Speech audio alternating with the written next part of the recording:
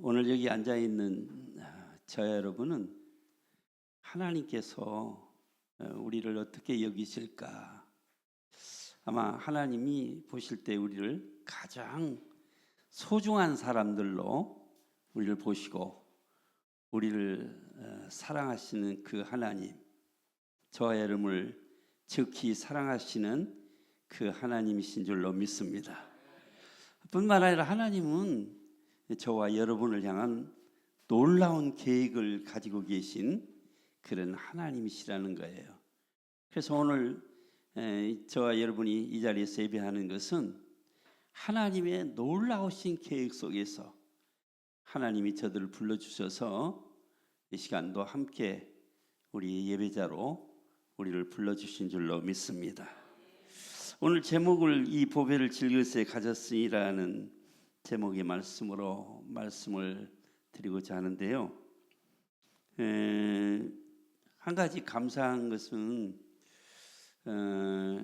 지난번 제가 이제 우리 교회에 이취임식이 있었거든요.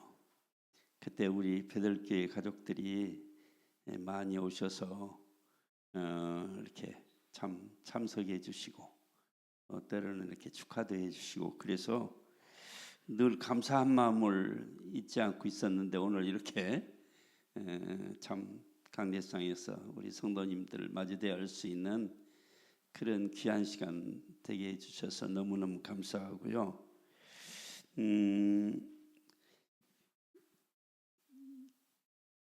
이 베들교회는 오늘 이렇게 올 때 내가 친정집에 온 그런 기분이 들어요. 왜 그러냐면 우리 이제 목사님하고는 늘 너무 가깝게 지내고 그러는데 저는 참 행복한 생각을 할 때가 있어요. 그게 왜 그러냐 그러면 이제 가까운 이 교회에 이제 우리 베들교회가 있고 또 독산동에는 성령교회가 있는데 두 목사님은 저하고 아주 절친한 그런 가까운 사이거든요. 근데 왜 행복한 생각을 늘 가지고 있느냐 그러면 우리 김명성 목사님이나 성령교회에 있는 강대희 목사님은 아주 절친한 목사님인데도 제가 늘 본받고 싶은 부분이 너무 많은 목사님이셔요. 두 분 다. 어떤 부분이 참 훌륭하다 생각하면 아주 섬기는 데는 특별한 은사가 있는 그런 우리 김명성 목사님 또 성령교회 목사님. 그래서 늘 제가 나는 이 두 분을 가까이서 지낼 수 있는 목사님이 되게 한 것 너무너무 늘 감사하게 생각을 하고 있어요.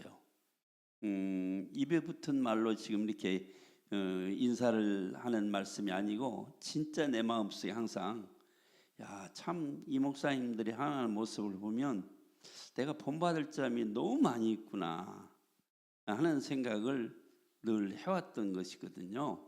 그리고 늘 그 모습을 보면 내 마음속에 나는 어떻게 저렇게 참 목사님 우리 김명수 목사님처럼 한번 해보지 그런 아쉬움이 늘 저에게 있어요. 미련이 많고요.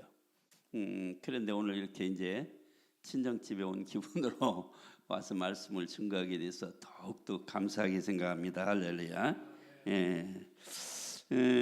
제가 이제 40년 딱 40년 목회 생활을 마치고 은퇴를 했잖아요.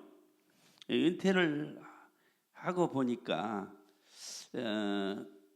참 그동안 32년 동안 같이 신앙생활을 했던 성도들 중에 오늘 두 분을 소개하고 싶은 마음이 있어요. 왜 그러냐면 어쩌면 가장 기억에 남을 수 있는 성도님들인데 한 분은 이제 우리 최 장로님이라고 하는 장로님이신데 전에 교회 질 때도 참 헌신을 많이 했던 그런 장로님이셔요. 이번 교회 또 질 때도 1년 동안 오셔서 정말 참 애를 많이 써주셨던 그런 장로님이시거든요. 근데 이제 제가 소개하고 싶다는 얘기는 어떤 얘기냐면 사실은 이제 교회를 짓고 좀 마음이 부담이 많이 돼서 이제 집이 용인이기 때문에 교회를 한 7년 동안 못 나오시게 됐어요. 제가 7년 동안 교회를 떠나 있는 동안에도 주보에서 이름을 지우지를 않았어요. 그래서 7년 만에 오셨다가 다시 또 이제 한 3년 계시다가 또 이제 돌아가시게 됐는데, 교회 있는 동안에 이제 우리 집사님 한 분이, 우리 이제 장로님 잘 아시지만 우리 박 집사님이 그 집에 가볼 일이 있어서 집에를 갔더니 교회를 떠난 지가 한 15년 가까이 되는데 그때까지 교회 교패가 그대로 붙어 있더라는 거예요. 우리 교회 교패가. 그런데 이제 그 부인 권사님이 참 착하고 훌륭한 권사님이셔요. 늘 아직도 우리 교회 우리 목사님 그러면서 교회 떠난 지가 15년이 넘는데도 참 그 교패를 떼지를 않고 그대로 붙여놓고 있더라고. 우리 집사님이 그 사진을 찍어가지고 저한테 보여주더라고요. 그래서 참 잊을 수 없는 그 장로님인데, 또 한 분은 저 거여동에서 이제 나오시던 우리 집사님이셨는데, 그 집사님은 30년을 그 거여동 천호동 옆에잖아요. 30년을 끊임없이 교회를 잘 출석했어요. 네, 출석할 때 보면 금요일 날로 거여동에서 꼭 와서 금요 철학기도회도 하고, 그래서 30년을 거의 30년 동안 교회를 빠져본 일이 거의 없어요. 제 기억에는 이제 아버지 기일이 돼서 시골 간 일 외에는 거의 30년 동안 빠져본 일이 없이 충실하게 교회를 나오셨던 그런 집사님인데, 아들이 목사 되기를 원해서 야, 너 신학교 가라 그랬더니 아버지나 가세요. 아들이 그러는 거예요. 아버지나 가세요. 그러니까 아버지가 아들을 신학교 보내서 목사 되기를 원했는데 아버지나 가세요. 그러니까 그 말 듣고 아버지가 신학교를 가서 목사가 됐어요. 그런데 그 이제 나이가 이제 많아서 목사 됐기 때문에 군부대 가서 자원봉사를 하는 거예요. 군목으로. 군인이 아닌 민간이신 분으로 군목의 역할을 하면서 군부대 교회를 섬기는 거예요. 근데 어디냐면은 저 어디입니까 여기가? 방금 그 지역이 생각이 안 나는데 이제 홍천 넘어서 서울에서도 2시간 반 정도 걸려요. 전망부대인데. 근데 거기를 이제 토요일 날 가서 자고 또 다시 이제 주일 예배 드리고 돌아오고. 그런데 겨울 같은 때는 눈이 오면 그 차가 그 고개를 못 넘어가서 막 그 부대에 있는 장병들 불러다 밀고 올라가고, 그러면서도 지금 여러 해 동안 그렇게 군부대를 위해서 자원봉사를 하고 있는데, 그 집사님이 이제 목사님이 돼서 저한테 늘 하는 얘기야. 목사님 저한테 목사님 너무너무 감사해요. 왜 감사하냐 그랬더니 내가 30여 년 동안 본교회를 섬기면서 그 먼 거리를 오고 가면서 거의 예배를 안 빠지고 그렇게 신앙생활을 했던 그 발걸음이 지금은 군부대에 2시간 반씩 가면서 그 교회를 섬기는 일이 30년 동안 나를 훈련시켜준 결과로 내가 이렇게 참 2시간 반 거리 이상 되는 그 군부대를 자원봉사에 섬길 수 있는 훈련을 하나님 미리 시켜주셔서 이렇게 먼 거리도 멀다 생각하지 아니고 다닌다고. 근데 우리 그 목사님은 집이 대전이에요 지금은요. 그리고 이제 시골에 어머니가 계시는데 평일에는 또 이제 시골에 가서 어머니 도와드리고, 그러면 이제 그게 남원이에요. 남원에서 대전 오고, 대전에서 또 서울로 오고, 서울에 또 집이 있어요. 그래서 서울로 오고, 서울에서 다시 또 저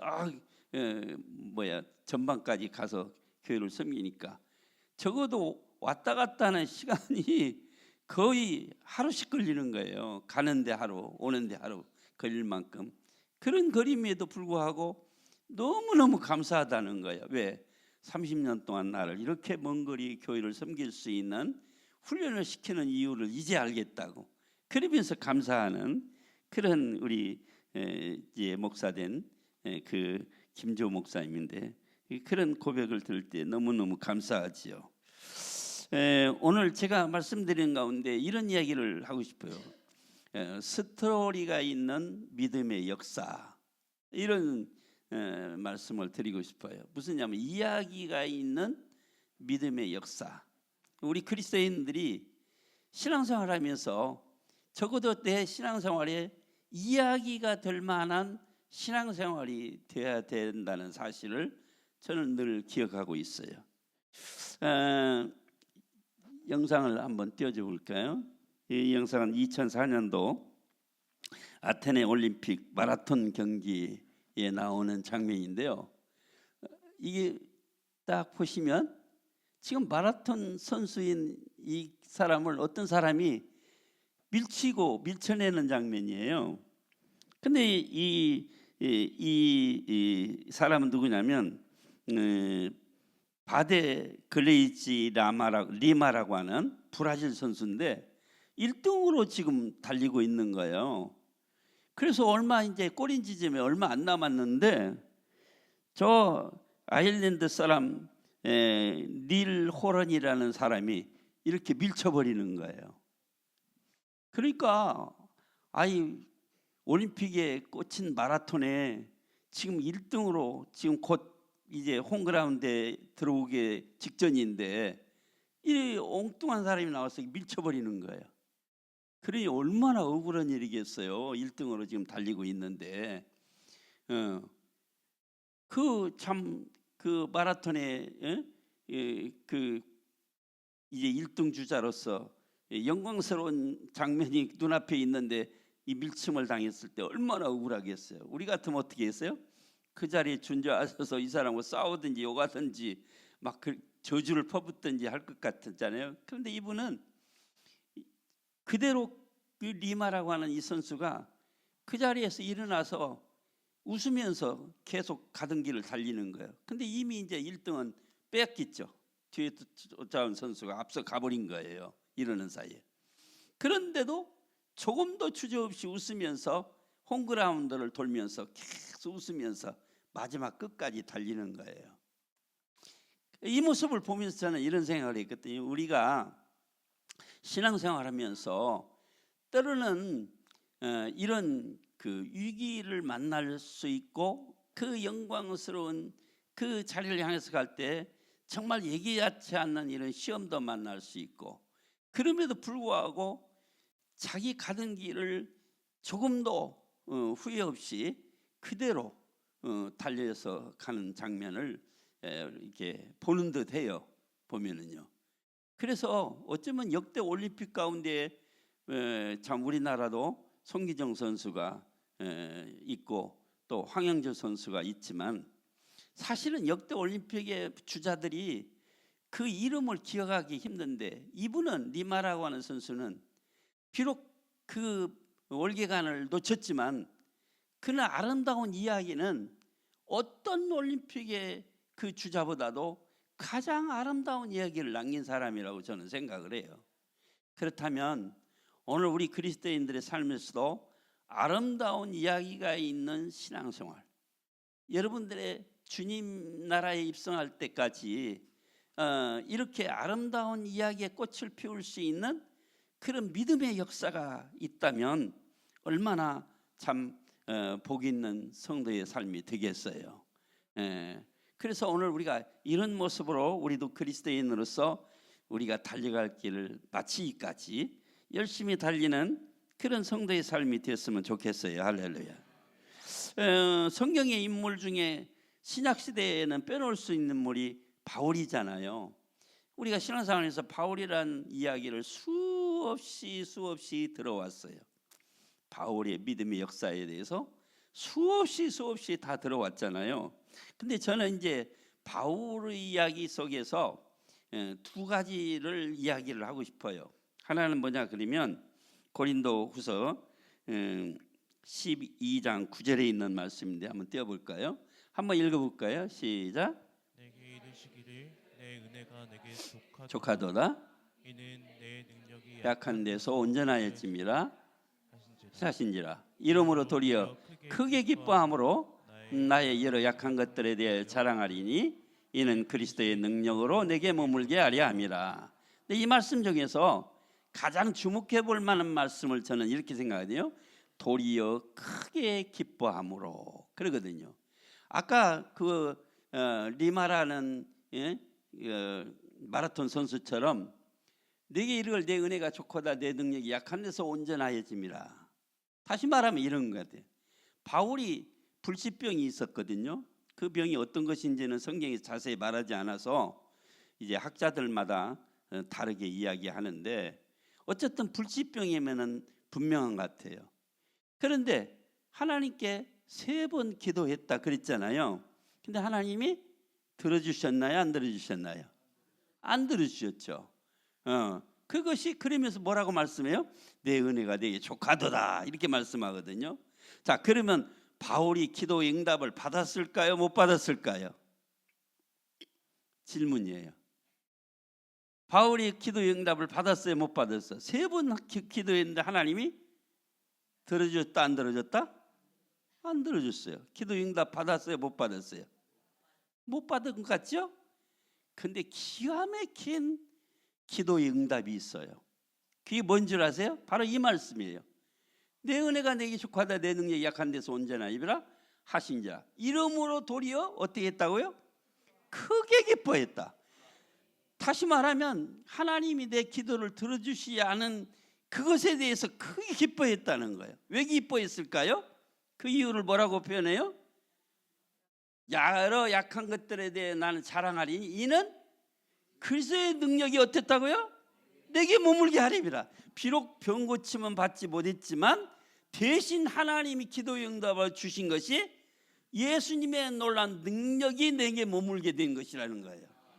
그렇다면 우리 같으면 병 고침 받겠느냐? 병 고침 안 받고 그리스도의 능력이 내게 머무는 것과 둘 중에 선택하라 하면 우리 같으면 뭘 선택해야 되겠어요? 솔직하게. 에? 저도 죽을 자리에서 병 고침을 받았지만 참 이 은혜가 얼마나 큰지 몰라요. 죽을 자리에서 하나님이 살려주신 은혜 평생 잊지 못하고 감사할 일이잖아요. 그런데요 바울은 그거보다도 더 큰 은혜를 받음으로 크게 기뻐했다는 말씀 아닙니까? 그러면 그 크게 기뻐할 만한 충분한 이유는 뭐라고요? 그리스도의 놀라운 능력이 내게 머물게 하려 하심이라. 오늘 제목이 뭐예요? 이 보배를 질그릇에 가졌으니. 질그릇 같은 내 인생에 하나님께서 정말 예수의 이름을 내게 주심으로 이 보배로운 이름을 내 안에 거하게 하심으로 그 능력으로 말미암아서 내가 살림을 받았다는 거예요. 할렐루야. 이러므로 이 은혜가 크다는 거예요. 그러면서 바울은 이 은혜로 말미암아서 그 힘들고 어려운 병마 속에서도 복음 전하는 일을 충분히 해낼 수 있었던 이유가 그리스도의 놀라운 능력이 내게 머물러 있기 때문이라는 사실이에요.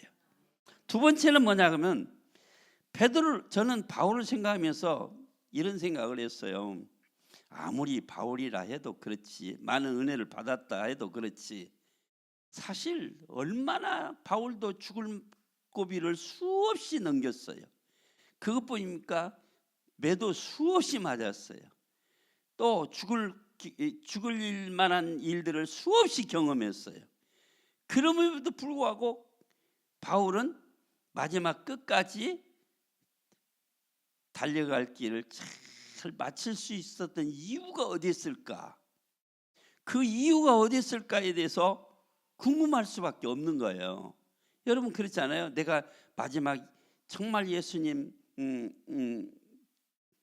기다리는 천국에 입성할 때까지 믿음의 이긴 자의 삶을 살아갈 수 있는 비밀이 어디 있을까라고 생각할 때 저는 바울을 생각하면서 이 비밀을 어디에서 찾았느냐 그러면은 빌립보서 3장 10절로부터 14절의 내용을 가지고 그 믿음의 비밀을 찾은 거예요. 한번 볼까요? 같이 읽어볼까요? 10절. 내가 그리스도의 그 부활의 권능과 그 고난의 참념을 알려하여 그의 죽으심을 본받아 어찌하든지 죽은 자 가운데서 부활에 이르러 하노니, 여기서 부활에 이르러 하노니라는 말이 중요해요. 부활에 이르려고 할 때에 내가 이미 얻었담도 아니요 온전히 이루었담도 아니라 같이 오직 내가 그리스도 예수께 잡힌 바 된 것을 잡으려고 쫓아가노라. 그 다음에 형제들아 나는 내가 아직 잡은 줄로 여기지 아니하고, 이 말이 중요해요. 나는 아직 내가 잡은 줄로 여기지 아니하고 오직 한 열 뒤에 있는 것은 잊어버리고 앞에 있는 것을 잡으려고 표대를 향하여 그리스도 예수 안에서 하나님이 위해서 부르신 부름의 상을 위하여 쫓아가노라. 여기서 중요한 것이 뭐냐면 나는 아직 잡은 줄로 여기지 아니하고, 이 말을 굉장히 저는 참 깊이 묵상하게 되더라고요. 근데 사실 바울이 아직도 잡은 줄로 여기지 아니하고 뒤에 있는 것은 다 잊어버리고 앞에 있는 것을 잡으려고 쫓아간다는 거예요. 그러니까 아직도 잡은 줄로 여기지 않고 잡으려고 쫓아간다는 거예요. 그럼 바울이 지금 이 말을 할 때 어디에 있었느냐 그러면 이제는 그가 할 일을 다 마치고 로마에 가서 로마의 감옥에 갇혀 있을 때 빌립보 교인들에게 보낸 말씀 가운데 이 말씀이거든요. 그러면 바울은 할 일을 다 했다고 볼 수 있는 거잖아요. 우리가 볼 때 바울만큼 하나님 앞에 할 일을 다 한 사람이 어디가 있겠어요. 근데 바울은 내일 모레 이제 내가 죽을 거라는 것을 이미 알고 있어요. 순교할 것을 알고 있어요. 그런데 우리 같으면 하나님 나 할 일 다 했어요. 이만하면 됐죠? 이럴 수 있잖아요. 충분히 그럴 수 있죠? 바울이 그랬다고 해서 우리가 바울을 뭐라고 표현해요? 뭐 비난할 수 있겠나요? 어쩌면 당연한 말 같기도 해요. 그런데 바울 자신은 뭐라고 말하고 있어요? 내가 아직도 잡은 줄로 여기지 않고 앞에 있는 것을 잡으려고 쫓아가는데 뒤에 있는 것은 다 잊어버리고, 지금까지 살아오면서 주님을 했던 것은 다 잊어버리고 아직도 잡은 줄로 여기지 않고 앞에 있는 것을 잡으려고 아직도 나는 쫓아가고 있다, 그런 얘기예요. 그렇다면 여기서 중요한 건 뭐냐면 우리가 마지막까지 믿음의 경주에서 믿음의 역사에서 승리할 수 있는 이긴 자의 삶으로 살아갈 수 있는 믿음의 비밀이 어디에 있느냐는 거예요. 그건 내가 아직도 잡은 줄로 여기지 아니할 때. 그러니까 내가 우리를 주를 위해서 바울만큼 일한 사람이 어디 있어요? 근데 바울은 그건 다 잊어버렸어요. 뒤에 있는 것은 다 잊어버리고 아직도 할 일이 많다. 아직도 나는 다 잡을 것을 제대로 잡지 못했다. 그래서 아까 부활에 이르려고 근데 바울만큼 부활의 주님을 확실하게 만난 사람이 어디 있어요?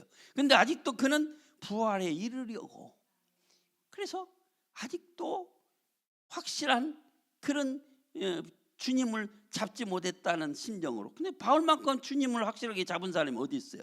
근데 그 마음은 아직도 주님을 확실하게 잡으려면 아직도 나는 멀었다, 그런 심정으로 계속 앞에 있는 것을 잡으려고 쫓아갔다는 거예요. 그렇다면 오늘 우리가 그런 바울이 고백하고 있는 이 고백에 공감하는 신앙으로, 나도 그 말씀에 아멘하는 심정으로 이 말씀을 가지고 우리가 살아간다면 그는 믿음의 승리자가 될 줄로 믿습니다. 믿음의 승리자가 되는 비결이라고 저는 생각을 해요. 그래서 제가 은퇴를 하고 보니까 하나님 앞에 이제 늘 이런 생각을 해요. 하나님, 내가 불언간에 하나님 앞에 설 때인데 내가 하나님 앞에 설 때 내 모습이 어떻지요? 생각해 보니까 바울의 이 말이 공감이 조금 가는 거예요. 무슨 말이냐면 하나님 앞에 나는 너무 내어놓을 곳이 없어요. 지금까지 한 일을 생각해 보면 너무너무 받은 건 너무너무 많고 받은 은혜는 너무너무 큰데 내가 한 일은 너무 내어놓을 것이 없으니 어떻게 하면 좋아요? 이거는 솔직한 고백이에요. 제가 설교하기 위해서 하는 말씀이 아니고 내 솔직한 고백이 그래요. 하나님 앞에 서는 날 내가 내어놓을 게 너무너무 없으니 어찌 하면 좋아요. 이런 심정으로 요즘은 뭔가 주님을 위해서 남은 때 좀 하고 싶은데 내가 어떻게 해야 되지? 라는 그런 생각을 수없이 질문을 던져보는 거예요. 하나님 앞에. 그렇습니다. 여러분, 부지불식간에 우리가 바울의 신앙 고백적인 삶을 이제 생각하면서 하나님 앞에 설 날을 바라보면서 우리의 뒤를 돌아볼 때 그것들은 다 잊어버리고 정말 주님 앞에 설 때 나의 연약함과 부족함과 내어놓을 곳이 없는 이 참 내 모습이 하나님 앞에 설 때 얼마나 초라할까 하는 생각을 해보면서 여러분도 한번 이 말씀에 공감하면서 앞으로 믿음 생활 정말 끝까지 이긴 자의 반열에 설 수 있는 하나님의 사람 됐으면 좋겠어요. 할렐루야. 오늘 이 보배를 질그레 가졌으니 이는 심히 큰 능력은 하나님께 있고 우리에게 있지 아니함을 알게 하려 하심이라 하는 말씀이잖아요. 그래요. 우리는 사실 질그릇 같은 인생 속에 예수 그리스도가 내 안에 담겨지지 않았다면 나는 어떤 모습일까를 생각해 보면요, 제가 중학교 3학년 때 생물 선생님이 한 이야기가 내 인생이 그렇게 중학교 때 들은 이야기가 그렇게 내 마음에 꽂힐 수가 없어요. 어쩜 하나님 나 목사시키는데 이런 기억이 나로 하여금 인생이 뭔지를 알게 하려고 하는 그런 뜻이 있었는가 싶은 생각이 들 정도로, 아니 중학교 때 생물 선생님이 한 얘기가 어떻게 그렇게 내 마음에 꽂힐 수가 있겠어요. 그 생물 선생님이 뭐라고 하는지, 인생이란 무엇이냐 딱 그 책판에다 딱 써놓는 거야. 아니 중학생이 이게 뭐 인생이란 무엇이냐 정말, 아니 그게 무슨 철학적인 이야기를 그렇게 중학생에게 한다는 게. 그런데 어떻게 그때 선생님이 그렇게 그런 말을 썼는지 모르겠어요. 저도. 그런데 인생이란 무엇이냐 그랬는데 그 답이 참 기가 막혀. 뭐라고 답한 줄 알아요? 인생이란 인분제족이다. 아직도 무슨 말인지 못 알아듣신가? 인생이란 뭐라고요? 인분제족이다 그러는 거예요. 쉽게 말하면 똥 만드는 기계다 그 말이에요. 사실 따지려고 보면 인생이 그 먹고 그냥 내놓는 것이 그것이 인생이잖아요 보면요. 그래서 성경은 우리를 토기장의 비유로 말씀하잖아요. 하나님이 토기장이가 되어서 우리를 질그릇으로 만들어 놓으셨다는 거예요. 그 말은 무슨 의미가 있어요? 질그릇 같은 인생이라는 거예요. 근데 그 인생에 만일에 예수 그리스도가 내 안에 계시지 않았더라면 하는 이야기를 하는 거예요. 다행히 하나님은 우리를 사랑해 주셔서 그 질그릇 같은 데 안에 예수 그리스도가 계시게 하심으로 나는 뭐가 된 줄 아세요? 보석함이 된 거예요. 할렐루야. 아니 보석함이 아무리 예뻐도 보석이 없으면 보석함이 아니에요. 그런데 아무리 보석함이 낡고 별것이 없어도 보석을 당하면 보석함이잖아요. 아무리 찢어지고 구멍나고 한 보석함이라도 가치가 큰 보석을 담아내면 너무 소중하고 귀한 것이 되잖아요. 여러분 우리 인생이 찢고 밝아진 인생이라도 예수가 내 안에 계시니까 나는 보석함이라는 말이에요. 할렐루야. 여러분 그 참 우리를 알아보는데 귀신들도 귀신같이 우리를 알아봐요. 어떻게 알아보고 있는지 아세요? 사도행전 5장 16절에 보면 베드로 앞에서도, 또 8장 7절에 보면 빌립보 앞에서도, 16장 18절에 보면 바울 앞에서도 그 귀신들이 그 베드로를 보고도 빌립 집사를 보고도 특별히 바울을 보고도 두려워 떠는 거예요. 특별히 16장 18절 사도행전에 보면 지극히 높은 하나님의 종으로서 구원의 길을 너희에게 전하는 자다. 누가? 귀신 들린 여종이 바울을 보고 그렇게 외치는 거예요. 그러니까 귀신 들린 이 여종이 바울이 누군지를 알아보는 거예요. 지극히 높으신 하나님의 종으로서 구원의 길을 너희에게 전하는 자라고 고백하는 거예요. 그러니까 귀신이 더 잘 알아보는 거예요. 뭘 잘 알아봐요? 내가 보석함인 것을 귀신들이 더 잘 알아요. 여러분 그런 경험 많이 하죠? 에? 말하자면 점 보러 갔더니 당신은 점괘가 안 나와. 더 큰 신이 당신의 주인이야.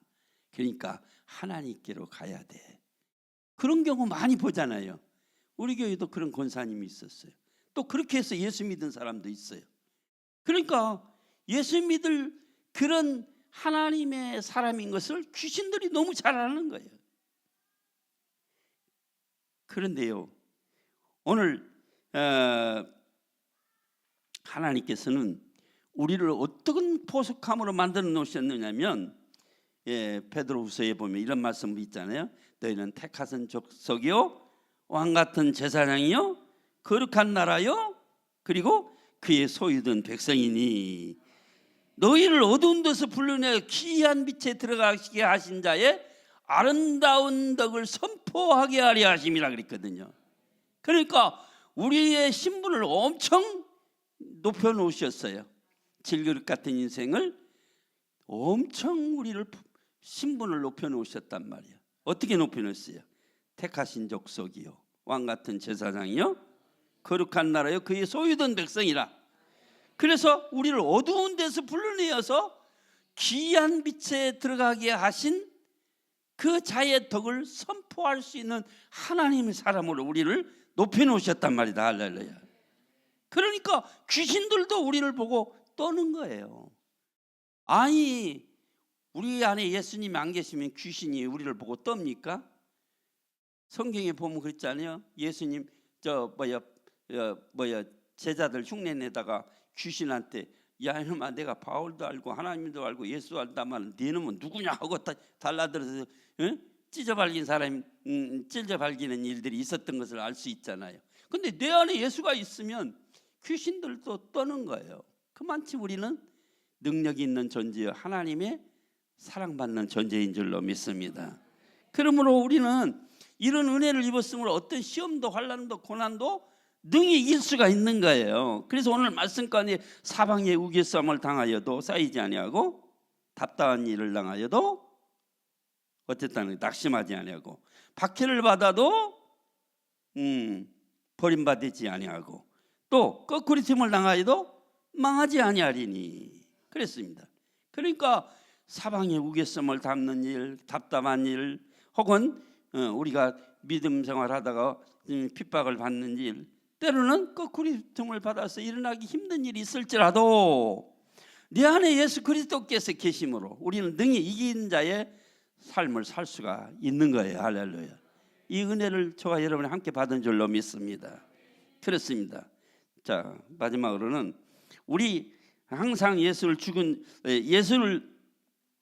죽을 몸에 우리가 예수의 죽음을 짊어지면 예수의 생명이 우리 몸에 나타나게 하셨습니다 그랬어요. 그러니까 예수님이 십자가를 지게 되면 우리의 죽을 육체에 예수의 생명이 나타나게 된다는 거예요. 여러분, 십자가를 지는 일은 사실 힘들고 어려운 일이죠. 여러분들 그 십자가를 지는 일에 대하여서 예수님이 마지막 이제 십자가를 지고 가실 때에 저 구레네 시므온이라는 사람이 그만 길을 가다가 구경하고 섰는데 로마 병정들이 끌어다가 예수님을 십자가를 대신 지게 했잖아요. 그런데 그 어쩌다가 대신 진 십자가임에도 불구하고 이 어쩌다가 대신 지는 십자가의 사건이 인류 역사에서 하나님의 역사에서 가장 핵심적인 순간에 그 구경하고 있어 있던 구레네 시몬이 대신 졌잖아요. 참 하나님은 이 역사적인 가장 클라이막스에서 어떻게 구경하고 있는 사람 데려다가 십자가를 지게 함으로 그 위대한 십자가의 사건이 하나님 역사의 가장 클라이막스가 되는 사건 속에 이 구레네 시몬을 등장시켰을까? 이런 의구심이 들지 않나요? 그래요. 예수님의 십자가 그 사건 속에 등장되어지는 구레네 시몬은요, 이 사건으로 인해서 어떤 역사가 일어났느냐 그러면요, 마가복음 15장 29절에 보면 마침 알렉산더와 구레네 사람 시몬이 시골로부터 와서 지나가는데 그들이 그를 억지로 같이 가게 하여 십자가를 지웠다 하는 말씀이 나거든요. 근데 로마서 16장 13절에 보면 주 안에서 택하심을 입은 루포와 그의 어머니에게 문안하라. 그의 어머니는 곧 내 어머니라. 바울이 한 말이에요. 바울이 그 구레네 시몬, 그 구레네 시몬의 아들이 루포인데 그 아들 루포와 그의 아내가 그 뒤로 예수를 잘 믿게 되어서 바울이 그는 나의 어머니라고 할 만큼 그런 참 그 루포의 어머니 구레네 시몬의 아내가 된 거예요. 그렇다면 어쩌다 진 십자가를 통해서도 이런 놀라운 역사가 일어나고 예수의 생명이 그에게 그들의 삶에 나타나게 된 거예요. 그렇다면 우리가 진 십자가를 통해서 예수의 죽을 육체에 우리의 죽을 육체에 예수의 생명이 나타나는 이 은혜를 입은 자라는 거예요. 할렐루야. 우리 속에 예수의 생명이 나타날 수 있도록 우리 안에 예수님이 계시는 그 능력이 심히 큰 것이 하나님께 있고 사람에게 있지 않게 암을 알게 하려 하심이라. 할렐루야. 여러분, 이 은혜를 입은 자들 아닙니까? 우리가 이 은혜가 얼마나 감사한지 모르겠어요. 그런데 오늘 십자가를 지는 믿음 정말 얼마나 귀한지 몰라요. 마지막 제가 우리 한 교회를 치면서 잊을 수 없는 한 권사님을 소개하고 마치려고 그러는데요. 이을선 권사님이라고 우리 교회 강명시에 와서 교회를 할 때 약 3번째쯤 등록하신 그 어른인데 그 권사님이 나하고 그러니까 40년을 같이 신앙생활을 했죠. 그런데 지금은 저 어디입니까? 어디죠? 금방 거기 안 나. 이 동네가 생각이 안 나네. 부천 쪽에 사시는데 그런데 나는 적어도 참 우리 교회를 떠날 수 없다. 그래서 이제 계속 오시는데 교회 질 때 이분이요 이러는 거예요. 한 번은 100만 원, 그 다음에 또 100만 원, 그 다음에 또 100만 원 계속 이렇게 헌금을 하시는 거예요. 근데 이분이 지금 사실은 아들이 다 탕진해 먹고 정말 전세거리 겨우 해서 아마 전세도 아닌 것 같아요. 그런 집에서 사시니까 얼마나 힘들고 어렵겠어요. 아들이 돈을 잘 벌어다 주는 것도 아니고 그냥 있는 돈도 다 까먹는 판인데. 그런데 그 자녀들이 그 용돈을 주면 다 모아놨다가 이걸 와서 헌금하면서 저한테 이러시는 거예요. 내가 혹시 오늘 밤에라도 하나님 부르시면 가야 되는데 내 호주머니에 있는 헌금 다 못 오고 갈까 봐서 주일마다 돈이 모아지는 대로 와서 다 드리는 거예요. 이게 너무너무 가슴이 아프면서도 정말 내 인생의 목회 생활에 이런 권사님 만난 것이 너무너무 행복한 거예요. 너무 소중한 분이에요. 그래서 지금도 이제 참 교회를 열심히 나오고 계십니다마는 정말 우리가 주님을 위해서 십자가를 진다고 하는 것이 힘들고 어렵지만 그러나 이 죽을 유치에 예수의 생명이 나타나는 일만큼 소중한 일은 없어요. 이 은혜를 함께 맛보고 이 은혜 속에 살고 이 은혜로 승리하는 우리 베들교회 성도 여러분들 될 수 있기를 주의 이름으로 축복합니다. 아멘.